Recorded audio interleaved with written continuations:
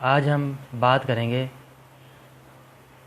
PMKVY के अंतर्गत NSDC द्वारा चलाए जा रहे course FTCP field technician computing and peripheral के qualification pack QP4601 national occupation standard मतलब कि नोज 1 engage with customers for IT hardware services के परफॉर्मेंस क्राइटेरिया नंबर 21, 22, 23, 24, 25 और 26 के बारे में। अतिरिक्त FTCP कोर्स से रिलेटेड इससे पहले के हमारे वीडियोस देखने के लिए आप YouTube पे जाके और FTCP स्पेस कपिल देके टाइप कर सकते हैं और हमारे दूसरे वीडियोस को भी डाउनलोड कर सकते हैं। Element is achieving productivity and quality. Performance criteria 21 performance criteria 21 offer the right services as per customers requirement. Customer की ज़रूरत के हिसाब से कस्टमर को एग्जैक्ट सर्विसेज प्रोवाइड करना। कस्टमर की आवश्यकता को अच्छी प्रकार से समझकर FTCP फील्ड टेक्नीशियन कंप्यूटिंग और पेरिफेरल को उसकी रिक्वायरमेंट के हिसाब से प्रॉपर सर्विसेज देनी चाहिए। किसी भी कंपनी द्वारा सिर्फ एक प्रकार के कस्टमर्स को सर्विस नहीं दी जाती। कंपनी के कस्टमर्स में डॉक्टर भी हो सकते हैं, इंजीनियर्स भी हो सकते हैं, प्रेस वाले भी हो सकते हैं, टीचर्स, स्टूडेंट्स आदि सभी प्रकार के व्यवसायों से जुड़े हुए लोग हो सकते हैं जिन्हें कि कंपनी को सर्विस प्रोवाइड करनी होती है। और अलग अलग व्यवसायों से जुड़े होने के कारण सब लोगों की प्रॉब्लम्स भी एक दूसरे से अलग होती हैं। तो FTCP को अपने कस्टमर्स की प्रॉब्लम्स को और उनकी रिक्वायरमेंट्स को अच्छी प्रकार से समझकर और फिर उन्हें प्रॉपर सॉल्यूशन प्रोवाइड करवाना चाहिए। तो परफॉर्मेंस क्राइटेरिया 21 के according offer the right services as per customers requirement. Question है, one of the customer was using the previous version of Microsoft Office 97। एक कस्टमर Microsoft Office 7 का पिछला वर्जन यूज कर रहा था। Now he is receiving the files from other users in latest version। अब जो दूसरे यूजर्स हैं उनके द्वारा उसको जो फाइलें आती हैं वो नए वर्जन में 2007 में मान लीजिए कि फाइल्स वो आ रही हैं। जबकि प्रॉब्लम ये है कि 2007 वाली फाइल्स ऑफिस 2007 वाली फाइल्स ऑफिस 97 में नहीं खुल पा रही, जबकि कस्टमर को ऑफिस 97 और उसके साथ अपग्रेडेड वर्जन 2007 दोनों की ही रिक्वायरमेंट है, उसको दोनों ही अपने कंप्यूटर में चाहिए। तो आप किस प्रकार का सॉल्यूशन उसे प्रोवाइड करेंगे? अब देखिए, परफॉर्मेंस क्राइटेरिया 21 में यही कहा गया है कि offer right services as per customer को। अब कस्टमर की रिक्वायरमेंट ये है कि उसको MS ऑफिस के दोनों वर्जन चाहिए, प्रीवियस वर्जन भी चाहिए और जो इसमें रनिंग में है वो वाला वर्जन भी चाहिए। तो एज ए FTCP अब आप उसको किस प्रकार से उसकी प्रॉब्लम को समझ के उसको सोल्यूशन देते हैं। Option number 1, this is not possible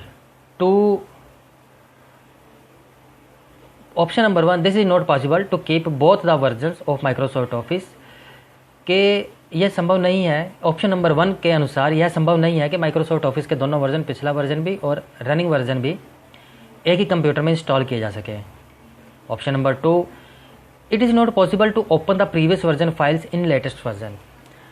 कि यह भी पॉसिबल नहीं है कि जो पिछले वर्जन वाली फाइल्स हैं वह जो लेटेस्ट वर्जन है उसमें ओपन की जा सके। या फिर यह भी पॉसिबल नहीं है कि जो लेटेस्ट वर्जन वाली फाइल्स हैं वो पिछले वर्जन में ओपन की जा सकें। ऑप्शन नंबर 3, रन ऑफिस 2007 के आप ऑफिस 2007 का सेटअप रन कीजिए। क्लिक कस्टम, जो सेकंड ऑप्शन आती है इंस्टॉलेशन के दौरान, वहाँ से ऑप्शन चूज़ कीजिए कस्टम। उसके बाद अपग्रेड कीजिए ऑफिस 97 से 2000 में की प्रीवियस वर्जन, और ऑप्शन एक वहाँ पे आती है कि आप पिछला वर्जन भी रखना चाहते हैं तो की प्रीवियस वर्जन के ऊपर क्लिक कीजिए। और option number 4 run office 2007, office 2007 का सेटअप रन कीजिए, जबकि ऑफिस 97 पहले से कंप्यूटर में है। क्लिक कस्टम, कस्टम पे क्लिक कीजिए। रिमूव प्रीवियस वर्जन, पिछले वर्जन को रिमूव कीजिए, ऑप्शन को सिलेक्ट कीजिए। इंस्टॉल न्यू वर्जन, और नया वर्जन इंस्टॉल कर दीजिए। इस केस में जो आंसर है वो है ऑप्शन नंबर 3, क्योंकि कस्टमर की रिक्वायरमेंट है कि वो पिछला वर्जन भी रखना चाहता है और नया वर्जन भी अपने कंप्यूटर में इंस्टॉल करना चाहता है, दोनों वर्जन वो रखना चाहता है। तो ऑप्शन 3 के अकॉर्डिंग MS ऑफिस 2007 का सेटअप चलाया जाएगा। कस्टम पे जाके अपग्रेड को चूज़ किया जाएगा, और जब अपग्रेड किया जाएगा तो वहाँ पर 2 ऑप्शन आती हैं कि कीप प्रीवियस वर्जन और न्यू इंस्टॉलेशन। तो उस समय कीप प्रीवियस वर्जन को अगर चूज़ कर लिया जाता है तो पिछला वर्जन भी रहता है और MS ऑफिस 2007 का नया वर्जन भी इंस्टॉल हो जाता है, मतलब कि दोनों वर्जन एक ही कंप्यूटर एक ही ऑपरेटिंग सिस्टम में इंस्टॉल हो जाते हैं। यही कस्टमर की रिक्वायरमेंट थी, और इस तरह से उसको सोल्यूशन अच्छी तरह से उसकी रिक्वायरमेंट को समझकर दिया जा सकता है।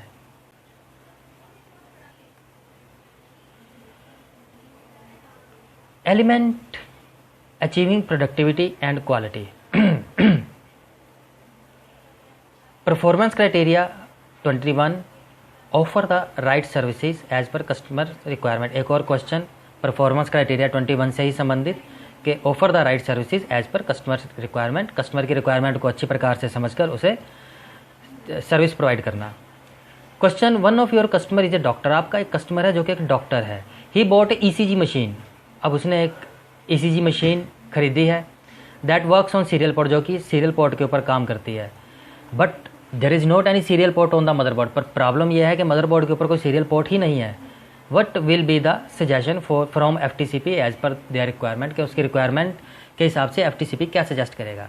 अब प्रॉब्लम यह है कि ECG की नई मशीन डॉक्टर साहब को लगानी है कंप्यूटर के साथ, बट कंप्यूटर के अंदर सीरियल पोर्ट नहीं है और ECG मशीन वो सीरियल पोर्ट के ऊपर ही अटैच होगी। तो क्या सोल्यूशन दिया जाएगा? एडवाइज हिम, जबकि मदरबोर्ड के ऊपर कोई on board serial connector serial port नहीं है। तो option 1 advise him to change the motherboard because there is no serial port on the motherboard, so it is not compatible with the ECG machine. तो option 1 के according FTCP द्वारा ये कहा जाएगा कि मदरबोर्ड के ऊपर कोई सीरियल पोर्ट नहीं है, तो इसका मतलब कि जो मदरबोर्ड है वो ECG मशीन के साथ compatible नहीं है, तो मदरबोर्ड को चेंज कर लिया जाए। Option number 2 find the on board internal serial pins connector on the motherboard.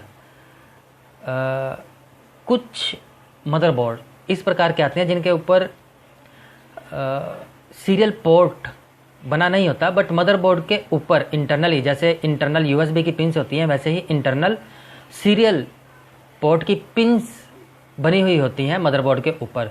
तो उस केस में एक रिबन कनेक्टर, मतलब कि एक कनेक्टर आता है जिसे रिबन कनेक्टर कहते हैं, वह कनेक्टर उन पिंस के ऊपर लगाकर और उसे मदरबोर्ड की बैक साइड पे पेंच के साथ कस के और सीरियल पोर्ट को यूज़ किया जा सकता है। जो ऑन बोर्ड मदरबोर्ड के ऊपर जो पिंस बनी हुई है सीरियल पोर्ट की, उन पिंस को यूज़ किया जा सकता है अगर वो मदरबोर्ड के ऊपर सीरियल पिंस दी हुई हो, वो कनेक्टर मदरबोर्ड के ऊपर दिया गया हो इंटरनली। तो option number 3 install a new serial PCI card on the PCI slot on the motherboard. अगर इंटरनली मदरबोर्ड के ऊपर वो पिंस नहीं दी गई हैं तो उस केस में एक ऑप्शन नंबर 3 के अकॉर्डिंग एक नया सीरियल PCI कार्ड खरीदकर उसे PCI स्लॉट के ऊपर लगा दिया जाए और उस कार्ड के ऊपर जो सीरियल पोर्ट बना हुआ है उसके साथ ECG मशीन को अटैच करके और यूज़ कर लिया जाए। तो ऑप्शन नंबर 2 और ऑप्शन नंबर 3 दोनों ठीक हैं। ऑप्शन नंबर 2 के अनुसार अगर जो मदरबोर्ड के ऊपर लगा हुआ सीरियल पोर्ट, सीरियल इंटरनल जो अंदर लगा होता है मदरबोर्ड के ऊपर सीरियल पिंस लगी होती हैं, उसके ऊपर रिबन कनेक्टर लगाकर भी आप इस प्रॉब्लम को सोल्व कर सकते हैं। और या फिर आप एडवाइस कर सकते हैं कि एक सीरियल PCI कार्ड ले लिया जाए जिसको कि PCI स्लॉट के ऊपर लगाकर और उस कार्ड के साथ मशीन को अटैच करके कंप्यूटर को ECG मशीन के कंपैटिबल बना लिया जाए।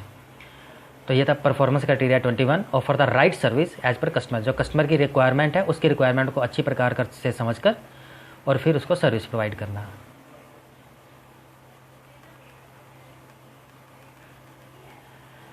Element is achieving productivity and quality performance criteria 22 communicate problem effectively in order to secure customers confidence. मतलब कि कस्टमर एंड पे प्रॉब्लम को ठीक करते हुए आपका व्यवहार, मतलब कि कस्टमर एंड पे प्रॉब्लम को ठीक करते हुए आपके व्यवहार से कस्टमर को ऐसा नहीं लगना चाहिए कि आप उस प्रॉब्लम को सोल्व करने के लिए पूरी तरह से एफिशिएंट नहीं हैं। ऐसा तभी हो सकता है जब एफटीसीपी हेल्प डेस्क से कंप्लेंट मिलने के बाद कस्टमर को फ़ोन करके प्रॉब्लम के बारे में पूरी जानकारी लेने की कोशिश करे। इससे वो प्रॉब्लम को कस्टमर के पास जाने से पहले ही अच्छी प्रकार से समझ आता है और ज़रूरी होने पर प्रॉब्लम को समझने के लिए अपने सीनियर की या सुपरवाइज़र की हेल्प भी ले सकता है। इससे वो कस्टमर एंड पे प्रॉब्लम को इफेक्टिवली सॉल्व कर पाएगा और कस्टमर का कॉन्फिडेंस भी जीत पाएगा। तो as per performance criteria 22 communicate problem effectively in order to secure customers confidence. Performance criteria 22 के अगेंस्ट क्वेश्चन है, you have received a complaint of colour laser printer. आपको कलर लेजर प्रिंटर से संबंधित एक कंप्लेंट मिली है। This is the first time you are going to attend coloured laser printers problem, कि आप पहली बार किसी कलर्ड लेजर प्रिंटर को अटेंड करने के लिए जा रहे हैं। What the steps you will follow to gain confidence. अब क्या स्टेप्स हैं जो आप लेंगे ताकि आपका भी कॉन्फिडेंस बढ़े और कस्टमर को भी आपके ऊपर कॉन्फिडेंस हो कि हाँ आप इस काम को कर सकते हैं जब वहाँ पे आप काम करने के लिए जाएं। Option number 1, make pre visit call to customer to know the model of printer and about the problem. कि हेल्प डेस्क से कंप्लेंट मिलने के बाद विजिट करने से पहले आप कस्टमर को कॉल कीजिए और प्रिंटर का मॉडल नंबर और प्रॉब्लम के बारे में जानकारी लीजिए। Option number 2, discuss the problem with your seniors before going to the customer. अब क्योंकि लेजर प्रिंटर आप पहली बार करने जा रहे हैं तो वहाँ जाने से पहले आप लेजर प्रिंटर की प्रॉब्लम को अपने सीनियर्स के साथ डिस्कस कीजिए, सुपरवाइज़र के साथ डिस्कस कीजिए और उनसे उसके बारे में ज़्यादा से ज़्यादा जानकारी लेने की कोशिश कीजिए, उस प्रॉब्लम के बारे में ज़्यादा से ज़्यादा जानने की कोशिश कीजिए। Option number 3, take the appropriate tools and other parts as per the fault at customer end. अब क्योंकि आपने कस्टमर से बात करके प्रॉब्लम के बारे में भी जान लिया है और अपने सीनियर से बात करके प्रॉब्लम के सोल्यूशन के बारे में भी जान लिया है, तो अब आप अपनी ज़रूरत के हिसाब से प्रॉपर टूल्स अपने पास रखिए, जो वहाँ पे पार्ट्स की ज़रूरत है उन पार्ट्स को भी अपने पास रखिए और फिर कस्टमर एंड के ऊपर जाएं।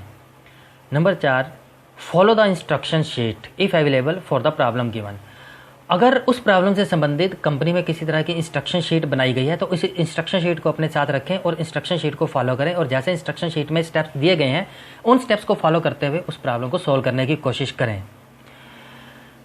Option number 5, all of above, तो बिल्कुल ठीक। अगर आपको कस्टमर का कॉन्फिडेंस जीतना है और अपना खुद का भी कॉन्फिडेंस जीतना है, अगर आप किसी प्रॉब्लम को पहली बार सॉल्व करने जा रहे हैं तो इसके लिए आपको ऊपर दी हुई सारी ही ऑप्शंस को ट्राई करना होगा, सभी के ऊपर ही अमल करना होगा, सभी को ही काम में लाना होगा।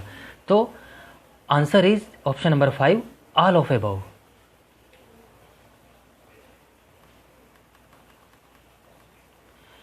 Element is achieving productivity and quality performance criteria PC 23 gauge customer satisfaction with the installation and placement of device. Performance criteria 23 के अकॉर्डिंग आपको काम करने के बाद इस चीज़ को जानना है, इस बात को जानना है कि कस्टमर आपके काम से कितना सेटिस्फाइड है। कस्टमर एंड पे इफ़ेक्टिवली काम करने के बाद आप और आपकी कंपनी ये किस प्रकार से जानेगी कि कस्टमर आपके काम से कितना सेटिस्फाइड है। तो क्वेश्चन है कि you have installed new operating system and some necessary software as per need of customers. आपने कस्टमर एंड पे जाके कस्टमर की ज़रूरत के हिसाब से ऑपरेटिंग सिस्टम और सॉफ्टवेयर्स को इंस्टॉल किया है।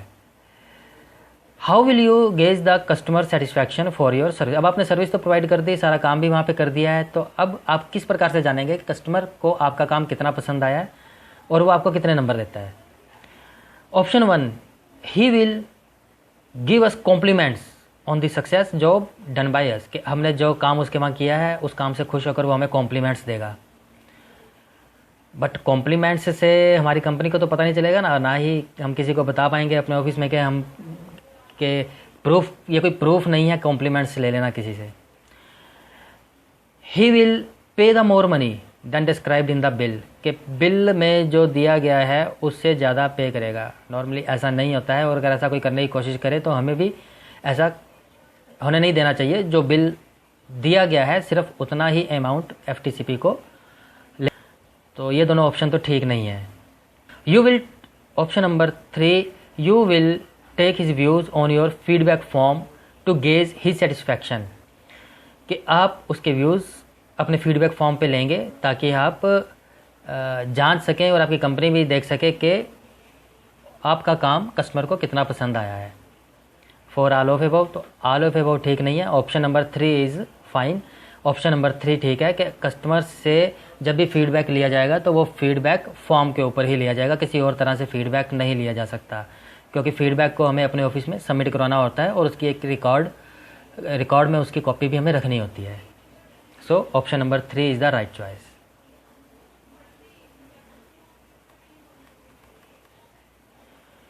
Element is achieving productivity and quality performance criteria PC24, maintain no repeat और second escalation from customer, customer के पास जो प्रॉब्लम आपने सॉल्व कर दी है दोबारा वो प्रॉब्लम नहीं आनी चाहिए।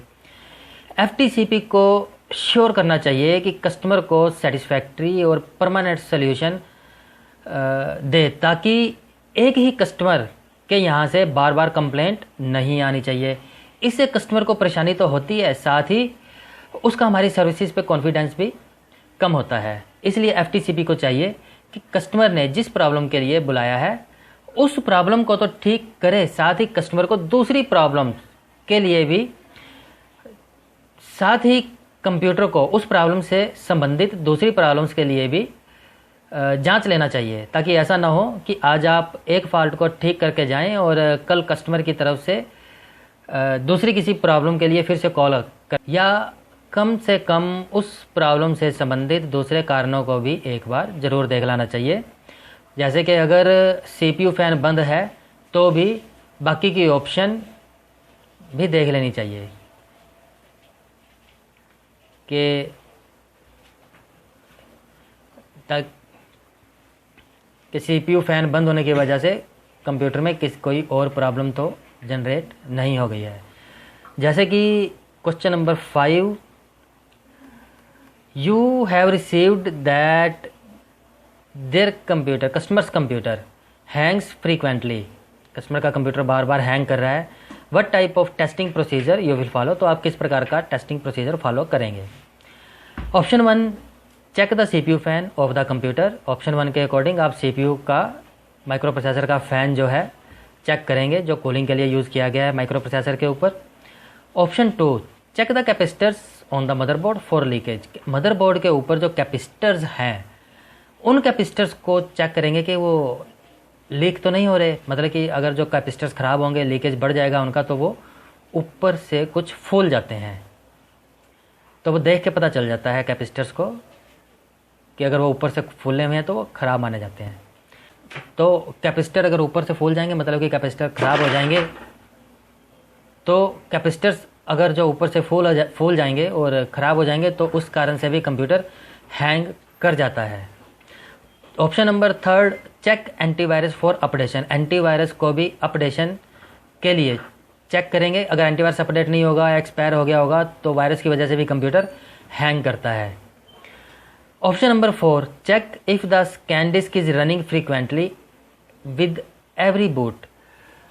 ये भी चेक करेंगे कि कहीं ऐसा तो नहीं कि जितनी बार भी कंप्यूटर को बूट किया जाता है उतनी बार स्कैन डिस्क रन होता है, क्योंकि स्कैन डिस्क अगर बार बार रन होता है तो इसका रीज़न है कि ऑपरेटिंग सिस्टम जैसे स्टार्ट होता है तो उसे हार्ड डिस्क में कहीं कुछ प्रॉब्लम मिल रही है, तो वो हार्ड डिस्क में प्रॉब्लम फिजिकल प्रॉब्लम भी हो सकती है, तो इस वजह से भी स्कैन डिस्क बार बार रन होता है। अगर फिजिकल प्रॉब्लम होगी तो उसकी वजह से भी वो सेक्टर्स को रीड नहीं कर पाएगा और कहीं ना कहीं जाके अटक जाएगा और हैंग हो जाएगा। तो अगर कंप्यूटर से हैंग होने से रिलेटेड प्रॉब्लम आ रही है तो एफटीसीपी सिर्फ एक चीज़, अगर मान लीजिए उसे सिर्फ प्रोसेसर का फ़ैन ख़राब मिल गया है तो ऐसा नहीं है कि सिर्फ प्रोसेसर का फ़ैन ही चेक करेगा, वो हैंग होने से रिलेटेड अपनी समझ के हिसाब से दूसरी प्रॉब्लम्स के लिए भी कंप्यूटर को चेक करेगा, जैसा कि ऑप्शंस में दिया गया है। तो answer is option number 5, all of above, कि अगर हैंग हो रहा है कंप्यूटर तो सिर्फ कोई एक बात के लिए नहीं बल्कि एक से ज़्यादा बातों के लिए कंप्यूटर को चेक करेगा, ताकि ऐसा ना हो कि कंप्यूटर 2 कारणों से हैंग कर रहा हो और वो सिर्फ एक कारण का ही सोल्यूशन देके और आ जाए।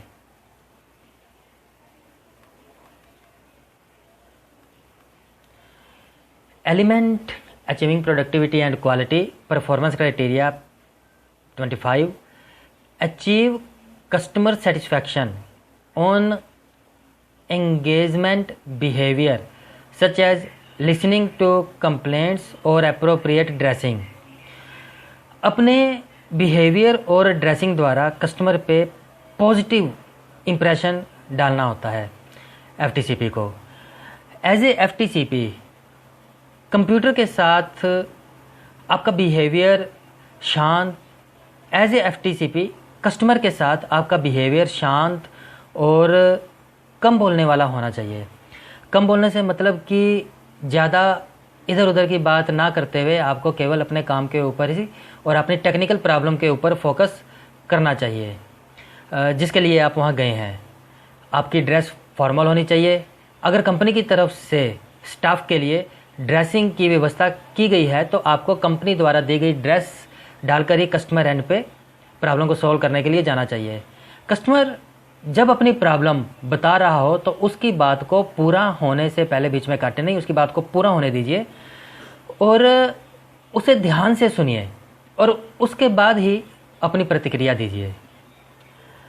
तो अगर हम इसके अकॉर्डिंग क्वेश्चन देखें तो क्वेश्चन है you have to go to a call centre to attend the complaint. आपको किसी कॉल सेंटर में कंप्लेंट को अटेंड करने के लिए जाना है।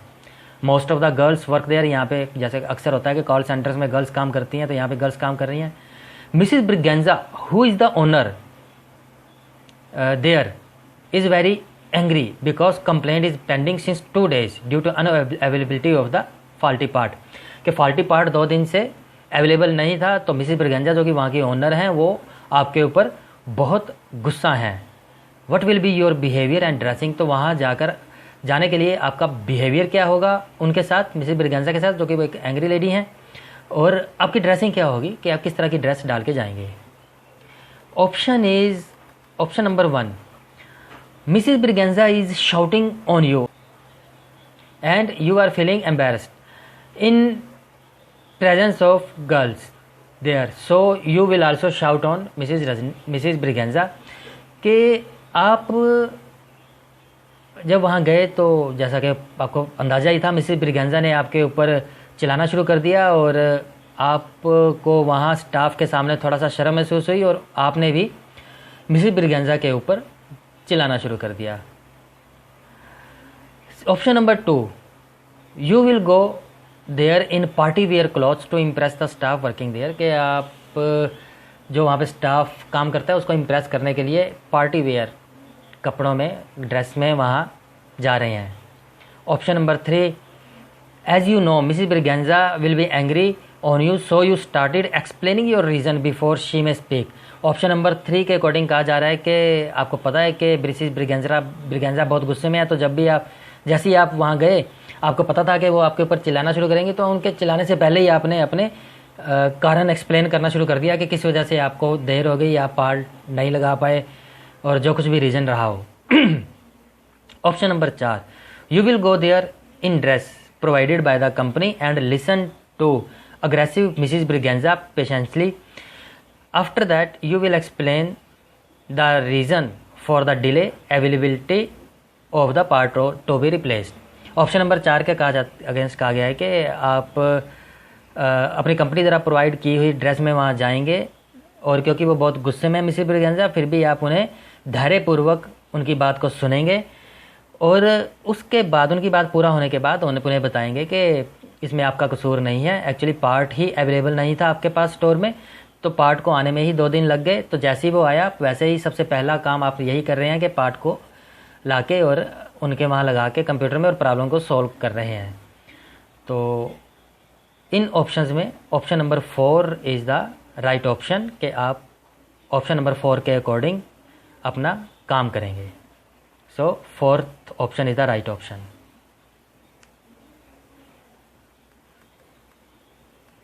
Element is achieving productivity and quality. Performance criteria 26, achieve 100% customer satisfaction and positive feedback. FTCP को अपने बिहेवियर और अपने काम से कस्टमर को 100% सेटिस्फाइड करना चाहिए, ताकि कस्टमर की प्रॉब्लम को ध्यानपूर्वक सुनकर ना सिर्फ उस प्रॉब्लम का सॉल्यूशन देना चाहिए, बल्कि उसमें प्रॉब्लम से संबंधित दूसरी रिलेटेड प्रॉब्लम्स को भी कस्टमर से डिस्कस कर लेना चाहिए, ताकि कस्टमर को आपके फीडबैक फॉर्म में किसी तरह का नेगेटिव व्यू लिखने का मौका ना मिले। तो कस्टमर के पास जो प्रॉब्लम आ रही है, आपको वो प्रॉब्लम को समझकर और उस प्रॉब्लम से दूसरी रिलेटेड प्रॉब्लम्स को भी कस्टमर के साथ डिस्कस कर लेना चाहिए।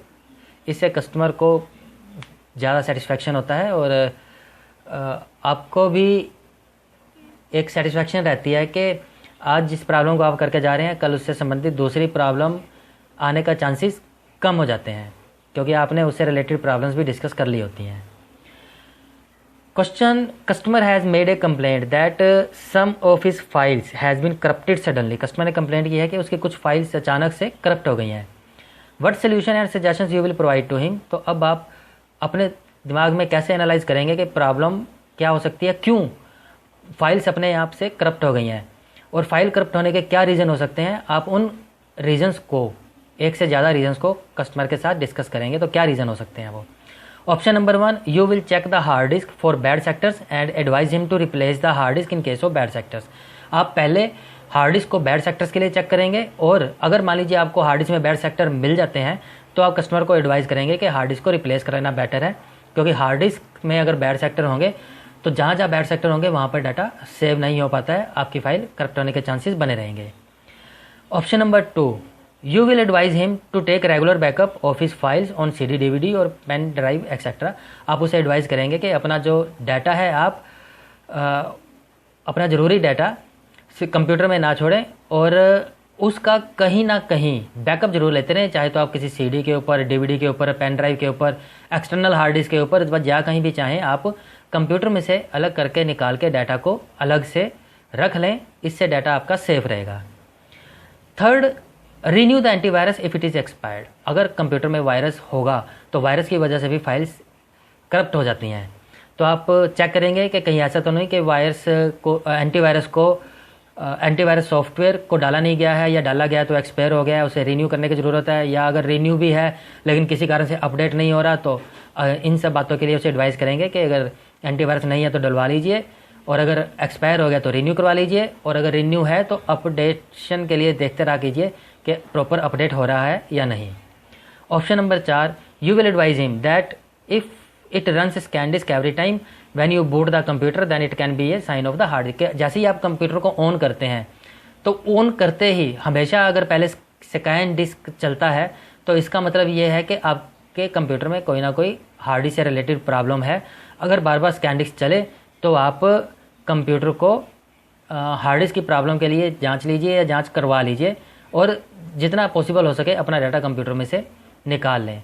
तो ये कुछ साइन हैं जिनकी वजह से डाटा करप्ट हो सकता है, तो इसके बारे में आप कस्टमर को बता रहे हैं, और कस्टमर को भी सेटिस्फैक्शन होती है कि हाँ, मुझे पता चला है कि मेरा डाटा किस तरह से सुरक्षित रखा जा सकता है और मुझे आगे किस प्रकार से ध्यान रखना है कि मेरी फाइलें करप्ट ना हो।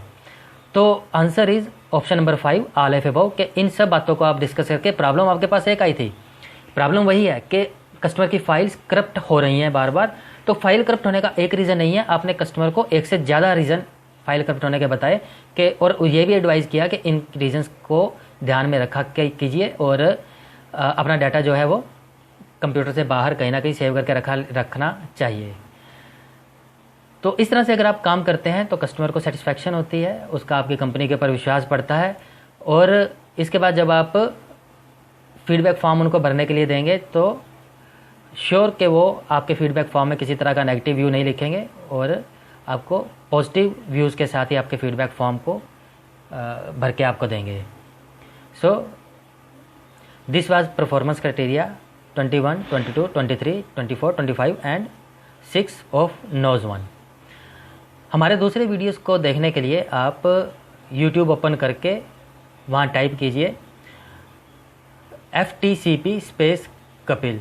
ऐसा करके हमारे दूसरे वीडियोस को भी आप व्यू करना चाहें व्यू कर सकते हैं, डाउनलोड करना चाहें तो डाउनलोड कर सकते हैं।